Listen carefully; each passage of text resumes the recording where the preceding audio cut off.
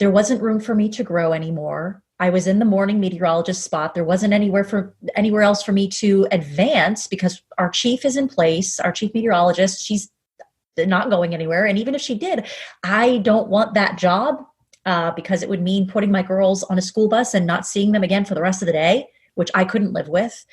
And then also there's just the product of my schedule and the nature of my job and my defined role as weather on the first half of the day that kind of put me in this, not to sound dramatic, but it kind of put me in a cage of sorts where I couldn't really branch out and do much else.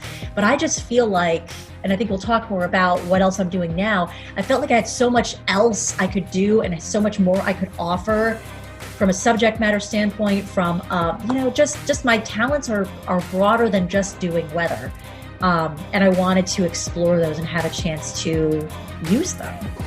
Welcome to the Licensed to Live show, where professionals, doctors, champions, VIPs, attorneys, and those in public office discover strategies that help you restart and gain what is lost when you find yourself accused. If another has doubted your integrity, questioned your credentials, or caused your actions to come under scrutiny, you are in the right place. On the other hand, if you have never felt the knot in the pit of your stomach when legal papers are served, the heartbreak of disappointing your family when the lock clicks shut on handcuffs, or had to appear before a board of review, then be aware, the longer you serve, the more likely you are to find yourself under the microscope of those who judge. Prepare yourself for this uncomfortable possibility. Now, here's your host, Dr. Jarrett Patton. Welcome to this episode of License to Live. My name is Dr. Jarrett Patton, and I'm your host for our journey together today and every day you choose to listen to this show. If you or anyone you know has been dissed in their career, please invite them to join us along this journey. Just go to Apple, Google, Spotify, wherever you want to go. I mean, it's iHeartRadio. Wherever you listen to your podcast, go there and subscribe to License to Live. And when you're there, please rate this episode and give me honest feedback so I make sure I provide you with the most up-to-date information about career and life changes. You guys already know what I mean when I say dissed. I mean, I'm talking disengaged or dissatisfied, disgruntled, you name it. If you've been in those categories, this show is for you. Today, we will be talking with Katie Fehlinger, a meteorologist, a content creator, and founder of Katie Fehlinger DIY on YouTube. Today, we will learn more about Katie and how she made a pivot in her career from a successful meteorologist and media personality to doing her own thing and loving every minute. And now a word from our sponsor. Emmett Hayes III Coffee Company, EH3, specializes in selecting 100% Arabica coffee beans from distinct coffee growing regions across the globe. EH3 Coffee Company offers an exclusive brand of organic coffee beans and blends. All coffee products are craft roasted to perfection, which yields consistency and quality, taste, and optimal flavor. EH3's quest is to create an evolutionary coffee experience for every single customer, every single time. Get your coffee today at emmetscoffee.com. That's EMMITTSCOFFEE.com. I feel like I've known Katie for years as she came to my house every morning while I'm drinking my coffee. Well, mainly because she was on the television on the CBS affiliate in Philadelphia. However, it wasn't long after I learned that she was leaving her show and her very successful career on television when I wanted to know more about her desire for career change, and what she is doing now. So I had to reach out to her, and she graciously granted my request for an interview. She has a great story to tell, and I wanted to bring it directly to this show. Welcome to License to Live, Katie. Oh, I'm so thrilled to be here. Thank you for having me. Well, thanks for coming on. I really do feel like we're old friends because you are a constant presence in my house in the morning. But I guess it was only a one-way friendship, at least until today. Absolutely. But no, I mean, now we're buddies for life. So. All right. I love it. Well, you have been in television for many years, and certainly you catch a lot of grief as a meteorologist, but people don't really understand the training that one goes through in order to become an on-air scientific expert. Explain to us a little bit how you got into television and specifically meteorology. Okay, so my story actually goes pretty far back into television, but the meteorology part is, interestingly enough, a little relatively more recent by comparison. So if you want to call it a regret, one of the regrets that I have from my schooling was not having a ton of career guidance. And that sort of eventually led me on the path that we're going to talk about today, the lack of having a real understanding of what would make me happy. However, I got an opportunity to intern at a TV station from a woman whose brother worked at the local station. It was just a not what you know, who you know kind of situation. And I ended up with this small internship at this very small station and fell in love with it. So I got into TV from that point forward, ended up majoring in communications. The rest is essentially history in that regard. However, my love of weather came around. I had a degree in communications and a writing minor, but my degree in weather didn't come around until after I was already in the business. I'd already graduated college. I was 2 years in at a local PBS affiliate, actually in Bethlehem, Pennsylvania. So right up the Northeast Extension. And from that spot, I ended up moving out to State College, Pennsylvania, and took a job at AccuWeather, where they were not requiring, at least initially, a meteorology degree. And that's where my love of weather really blossomed, because at AccuWeather, you're working among 50 of the most brilliant meteorological minds in the entire country. They're all in one room together. You're learning from them, getting trained by them, and feeling their passion for their subject matter. So that's how it all sort of happened for me, the progression. And the opportunity I got at that job to advance was definitely fundamental in my rise in terms of my career path over the last couple of years. Credentials verified. Well, that's pretty impressive, because you had to get your training in media and television and communications, but then also really get back to the science of what goes on. And I know that being a meteorologist, particularly in this part of the country and in the Philadelphia area, is exceedingly difficult, just with those freeze lines that occur in the wintertime. Where listen to you, I love that you know that. I'm telling you, you were in my house every day giving me an education. I feel like I could get up there someday and maybe broadcast the weather. Okay, well, maybe very not, impressive. Very impressive. No, that's amazing that you could pull that out. I love it. But you're right. It's very true. This is a very hard area to forecast for, because we have all these microclimates. There's the beach, there's the city, there's the countryside, the mountains. But then we also have just a lot of people in this area that know and are very into the weather. So you better know what you're talking about. Absolutely, because I know they're going to be on your case if you say it's going to snow 6 inches and it actually snows 7 inches. I mean, heck yeah. You can't win.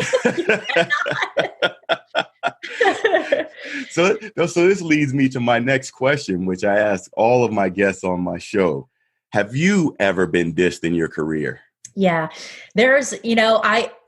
because I knew that you were going to ask me this question, I went and started just looking up all the different words that start with DIS, because I knew that I would have a handful of them just off the top of my head. And there were a couple that you mentioned in your intro that I absolutely would echo. Dissatisfied, disgruntled, and a lot of that I actually put on myself, because I got to a point in my career where I was in a situation where I wasn't making my own situation better, and I was expecting someone else to make it better for me. When I really did this gut check and a self-audit of what was going on, why I was unhappy, I realized that it was because I wasn't setting myself up to be happy. So I would use words like dissatisfied. I was distressed over this situation. I felt disgruntled, whether it was warranted or not. I felt disillusioned in my career and even just in my home life, because having what from the outside looking in would, I think, seem like a perfect situation to a lot of people. I have this amazing career, and I don't take for granted one second that what I had was coveted and prestigious to be able to say I was in that position, but it wasn't what really lit a fire in me. With all of those disses, Oh no, not another test. there was this very distinguishable mindset shift that I ended up in, where I realized that I needed to make a change. And even along the way there too, I kind of felt like I disappeared as well, because in my position at CBS, again, while I don't take it for granted for one second, by the point that I felt the need to make a change, there wasn't room for me to grow anymore. I was in the morning meteorologist spot. There wasn't anywhere else for me to advance, because our chief is in place, our chief meteorologist. She's not going anywhere. And even if she did, I don't want that job because it would mean putting my girls on a school bus and not seeing them again for the rest of the day, which I couldn't live with. And then also there's just the product of my schedule and the nature of my job and my defined role as weather on the first half of the day that kind of put me in this, not to sound dramatic, but it kind of put me in a cage of sorts where I couldn't really branch out and do much else. But I just feel like, and I think we'll talk more about what else I'm doing now, I felt like I had so much else I could do and so much more I could offer from a subject matter standpoint, from, just my talents are broader than just doing weather. And I wanted to explore those and have a chance to use them. Very long-winded answer to a very simple question. But it was excellent. And fire starters, you have to hear this. She said that she needed to make her own situation better. And a lot of times it requires a self-audit.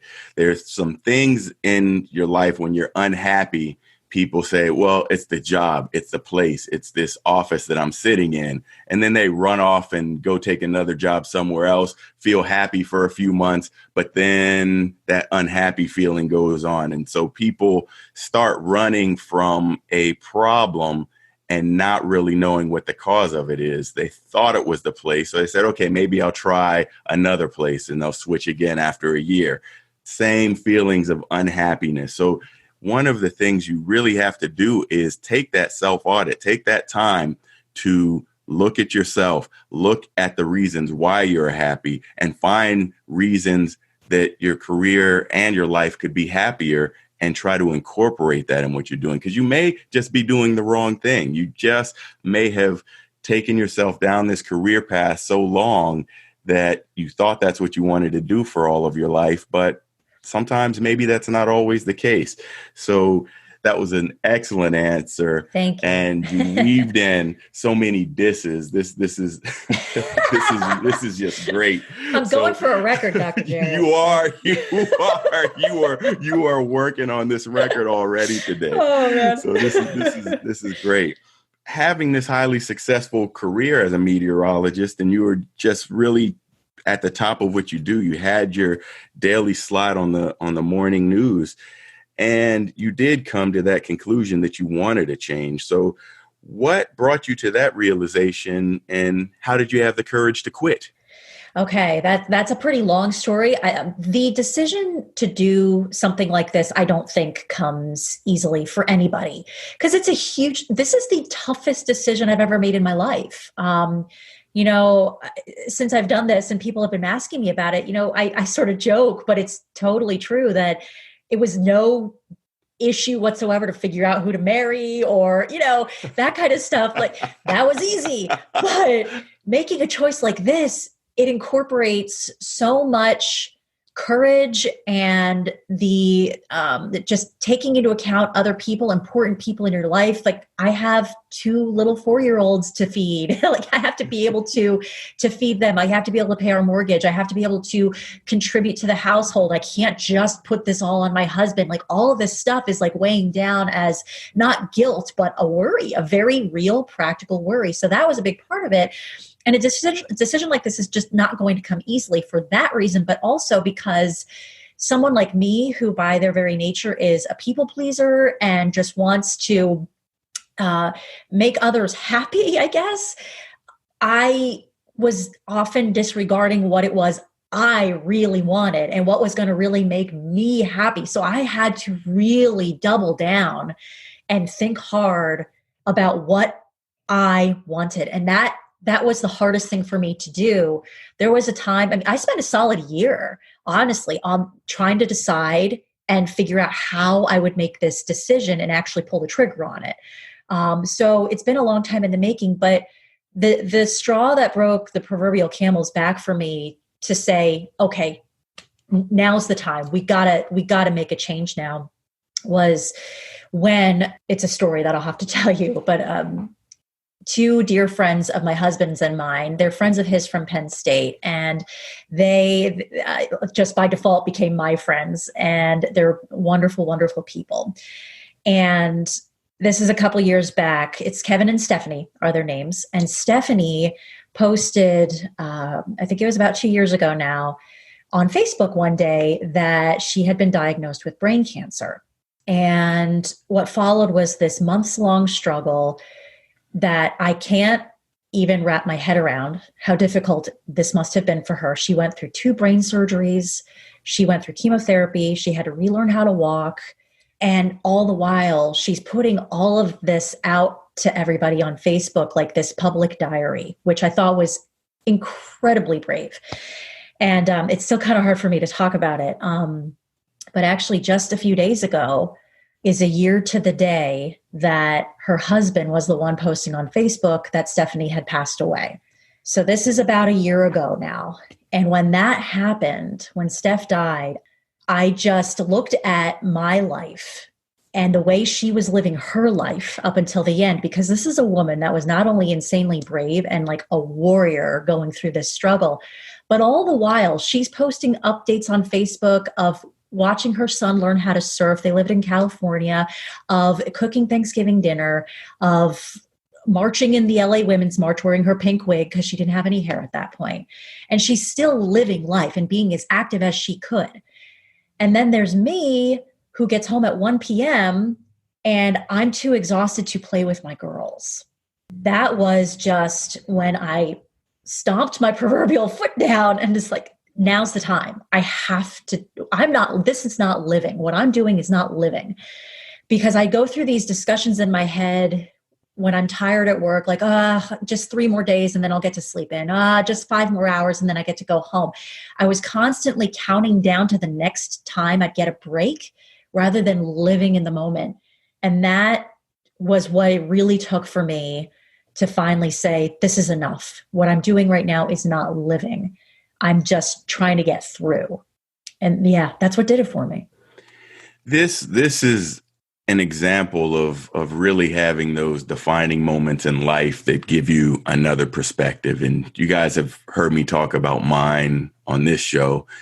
And many of my guests that come on this show have these defining moments. And when you see someone near and dear to you suddenly lose their life after a battle with cancer or some other tragic event in their life, it gives you another perspective. And you say, well, what am I doing? And maybe I was happy with my career. Maybe I was happy with putting all the work that I did in hospitals and systems. But then what is that expense? And if it's at the expense of me losing contact with my own kids or my wife or the life that we've led, just like Katie is saying, maybe that's a sign for a change. And it's all about living and not maybe counting down those moments. Sometimes if you guys are out there and you feel like you're counting down those moments, or you're listening to this show during your lunch break and you're thinking to yourself, well, maybe only 4 more hours till I get out of here. But then there's another countdown timer of when you need to return. And again, getting that self-evaluation, really understanding what motivates you is key to figuring this out. So don't deny those feelings when they're in you. And sometimes you just have to have the courage to go on and move on. And it's scary because there are real life issues at play. The bills won't stop coming in. There are a lot of things that you may want to do. You may want to plan a vacation, but you need to take the time to get that self-audit and to push yourself in a direction where you can have a happier career and a happier life. Like I said, a year-long's decision in the making, and so much goes into it, and it's stressful and it's hard, but without a shadow of a doubt, was the right choice for me. I'm only 3 weeks into a new schedule now, but I have never been happier. It's crazy, but crazy good. Yeah. And that's what it is. It's a positive aspect, and using that energy to propel you forward because you love what you're doing every day. Right. It's not even like you're working. You are doing something that you love, and you can have the lifestyle that you need to take care of your kids, to, monitor whatever's going on in the home, and just take on a new adventure. And that is living. That really is living. That's the dream right there. Well, being a celebrity, you're in the public eye for good or bad. And I've followed you on social media and find that you seem to have gotten an inordinate amount of hate on Twitter and other platforms regarding your decision to quit, regarding your thoughts on having children and having twins. I mean, rather than block or ignore, there's sometimes I notice that you engage these haters and put them in check. Yeah. So why is there so much hate out there, and why do you choose to fight back? Oh, no. Judgment. So I feel like there may have always been this much hate out there, but now we've got a lot of platforms to express it. I actually really feel like online bullying is an epidemic that we're facing right now. And there are two sides to the argument about how to react to it. And I completely appreciate and to some degree absolutely agree with the notion that you should ignore trolls. They're sitting in their mom's basement, that kind of thing. But by the same token, there is still somebody behind a keyboard that's writing this out, and it still isn't right. And if we are facing an epidemic of online bullying, which I really do think we are, what is it going to take for this discussion to move forward and anything to happen to be done about it unless we start talking about it?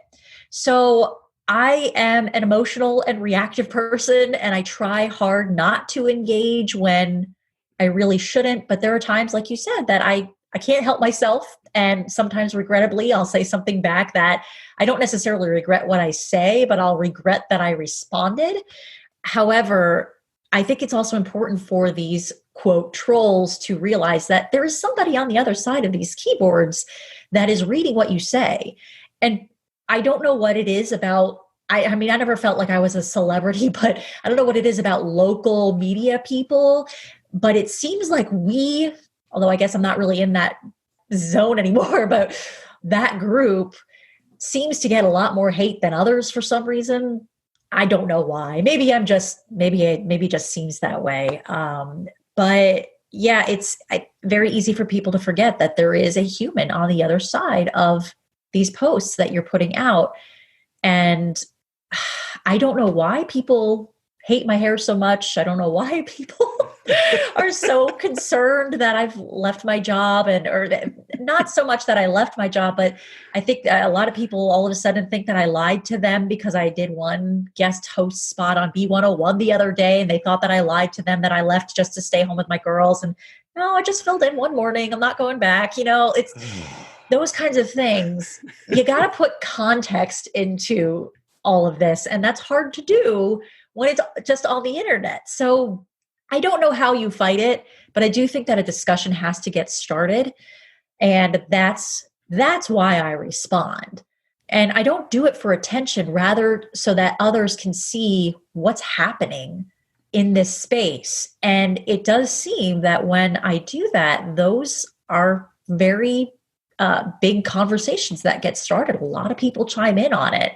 Most of it, thankfully, 90% of the response is overwhelmingly positive, which is awesome. And that restores my confidence in humanity. But yeah, all it takes is one jerk, there was a line, I'm sorry, to cut you off. There was a line that I heard, and I think it really embodies this, that positivity, let me make sure I get it right. Positivity is like Teflon and negativity is like Velcro. And if somebody says something really mean or negative, that sticks with you.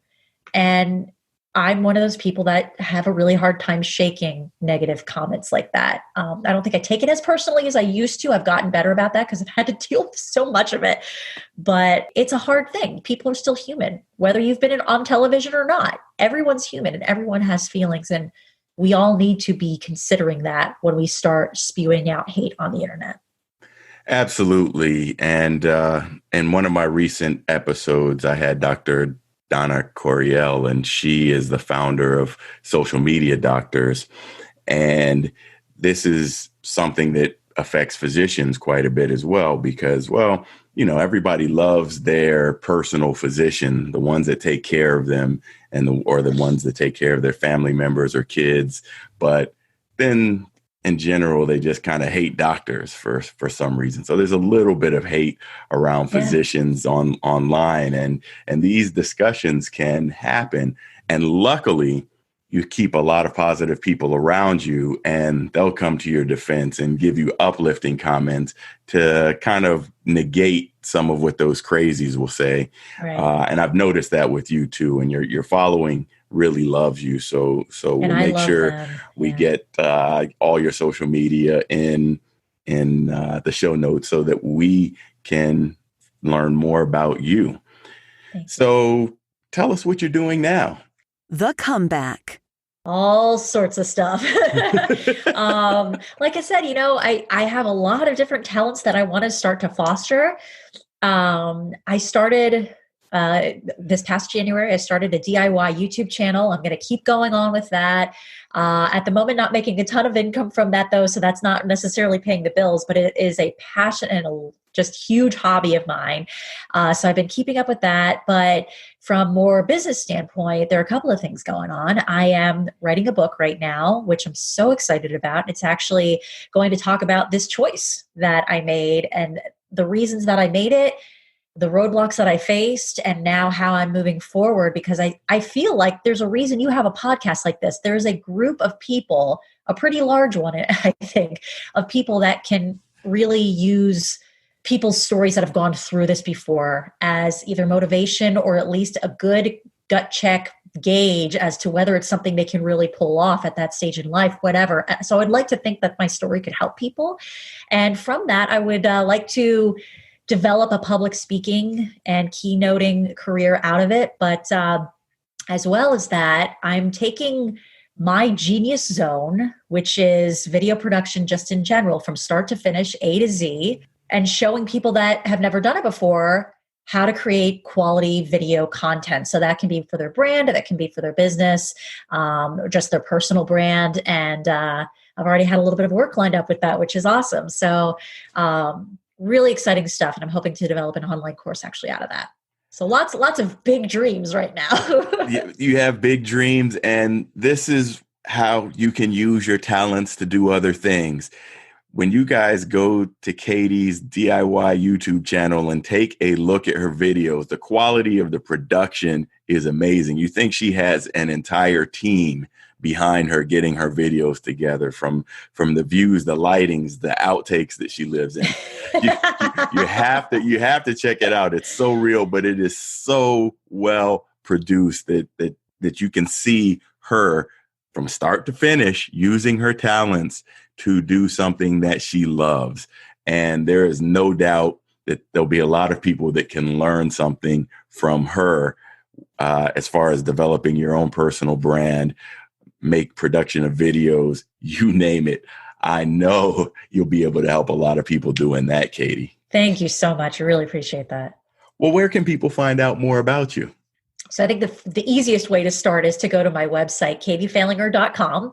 And this sort of outlines everything that I'm working on right now. So there's contact information there, and all of the links to all my social pages are there. So that's a really good place to start. And if you just want to learn how to, I don't know, design a craft pumpkin for Halloween, you can go to my YouTube channel. That's this week's topic. So if you just search Katie Fehlinger DIY on YouTube, you'll find it. But the links to that are also on my website. So that's really the best place to go, because everything's sort of confined in one space. And all of those links are in the show notes, folks. So just take a time. All you have to do is click, and you can see some of the stuff that she is doing, and you'll have connections to her link site, social media, and so on. Well, Katie, is there anything else that you'd like to say to our audience today? I would say that if you are considering a big life shift like this, really, and we'll hit it again because we've said it now a couple of times, really think about what makes you happy. You're not in this to please other people. Other people are important, and you have to take them into account. You know, your children matter, your spouse matters, all of that. And we understand that. But when it comes to what's going to light a fire in you every day, you really got to figure that out. For me, I want to be creative every day. I want to be able to grow professionally and personally every day and make opportunities to learn new things as often as possible. But most importantly, I wanted freedom, because waking up at 2:30 in the morning every day was like being in prison. And that mattered so much to me. And I've not looked back. I haven't set an alarm on purpose, but one day in the last 3 weeks, which is amazing. Yes. So what will make you happy? Then reverse engineer it. You know, if you have to side hustle for a while to eventually be able to quit your job, so be it. Put in the work. That's my second piece of advice. Put in the work, because it's a hard thing to do. You don't snap your fingers and make a choice like this. I've been working at making the decision, but working towards practically being able to make this decision for an entire year. So it's going to take time. You got to work through it. You got to work with the people that matter in your life to make it happen. Expect that you may not have support all the way around, but fight through that, because in the end, this is what matters to you, and you'll be golden. You know, you just have to think practically, but also still dream big, and then turn it into an actual goal and get yourself there. But it will take work. Final judgment. Licensed to live. It takes a lot of work, and only you can make yourself happy. So know what that is and go find it. Thanks, Katie, for coming on Licensed to Live today. Such a pleasure. Thank you for having me. Remember, fire starters, if you or anyone you know has been dissed, please invite them to join us along this journey. Simply go to your favorite podcast player and subscribe to Licensed to Live. And while you're there, please rate this episode and give me honest feedback, so I make sure I provide you with the most up-to-date information about career challenges and life changes. And make sure you connect with me on LinkedIn. I tend to hang out there in between episodes. See you next time. No matter how disheartening the moment of accusation sounds, how deep the pain of immobilization stabs, or how bleak your future looks, no one can take away your license to live. Keep Dr. Jarrett's expertise handy and unlock your future. Go to Apple Podcasts, Google Podcasts, or another podcast player and subscribe right now to Licensed to Live. See you next time.